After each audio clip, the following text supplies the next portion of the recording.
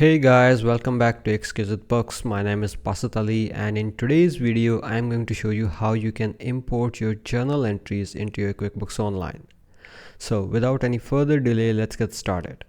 So first you have to go to this gear icon, and under the tools go to import data. Now here it is asking you what do you want to import, because there are a lot of things that you can import in your QuickBooks Online. This is all of the list here, but today we are going to import the journal entries. So I'll select the journal entries and now I'll press import. Now here it is giving me two options. The first, I can sync my spreadsheet with the QuickBooks Online, or I can manually upload a CSV file to the QuickBooks Online. For this method, for syncing the spreadsheet with the QuickBooks, I'll prepare a separate video and I will also show you this method.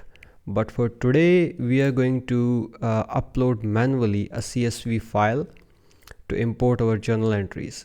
So I'll select this. Now let's press upload. Now here it has opened the import journal entries section. Now before you upload your CSV, there are some instructions that your CSV file cannot have more than 1000 rows. This is the maximum limit, and I do believe this is significant number of the rows for any data. And in case if you have more than 1000 rows, so you can upload it in two steps. You can divide your file into two different files and you can upload it manually.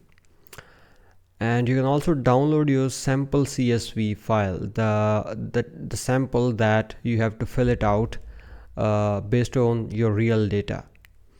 So before I upload, let me show you that sample file that I have prepared for today in order to import my journal entries.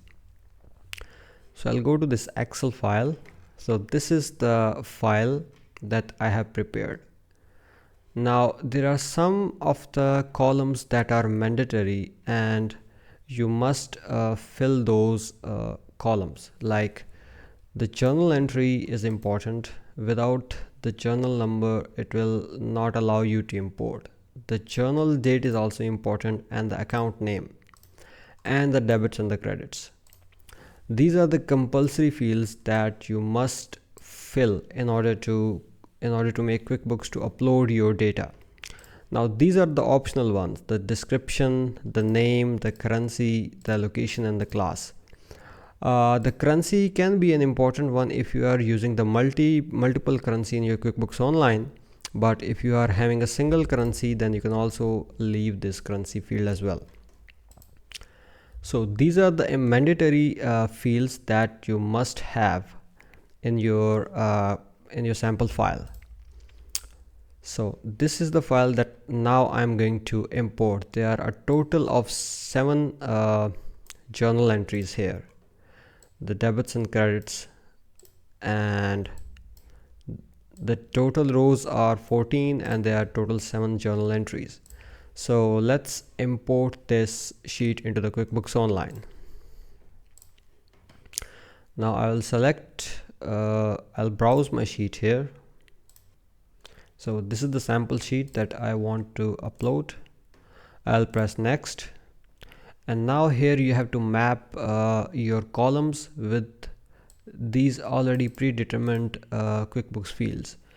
With this static sign, this shows the compulsion that this section must be filled. You must provide the data about these sections. And as I told you, that is journal number, the date, account name, and debits and credits.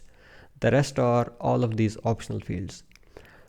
So on the sample, if you're using the QuickBooks sample sheet, now that has the same name, the same column headers as the QuickBook fields, so it matches it automatically. So here you can see with the journal number, it has already matched it with the journal number, the date with the date, and all of the things have been matched accordingly. So that is simple. So I'll proceed. Now it is asking me that 7 new journal entries will be imported, and I'll select this complete import. And now it has started the importing of this journal entries, and we have imported all of our journal entries. So let's check the journal entries that have been imported.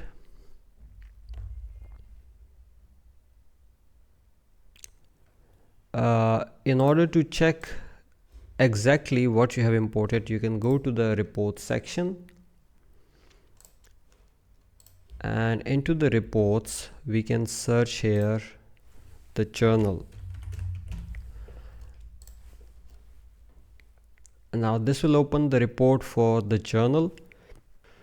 Now here I have to select manually the dates on which my journal entries have been entered.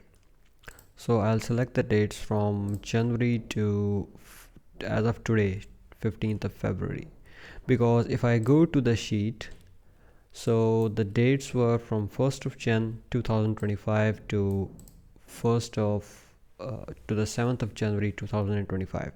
So I can select this range. So I can select from 1st January to 7th of January. Now here you can see all of the journal entries are here. I can cross check with the numbers here, like GRV 25 12 30. So GRV 25 12 30 and all the way to 1236. So 1236. I can also open the journal entries I want if I just want to check. So you can see that these are the account. This is the account name, the description, the debits and credits, the number, date, everything have been added correctly. Now one last thing I want to tell you, that for the account name you must make sure that this is the account that has already been created on your chart of accounts. If you are using a sub account, just like in this case, first you have to enter your parent account name here, then you have to enter a semicolon, and then you have to enter the sub parent account name, like the sub account name. So I can also show you if I go to my chart of accounts. If I go to my chart of accounts, now here I will type the name here. Let's see, advertisement, and here you see the advertisement is the main parent account, and the second sub account is the referral commission. So this is the sub account. So first I have to type the parent account, semicolon, and then the sub account. So this way it will accept it, or else it can also give you an error that this account name that you have entered in your sample sheet is not available on QuickBooks Online. So this is it guys for today. I do hope you guys liked the video, and thank you for watching.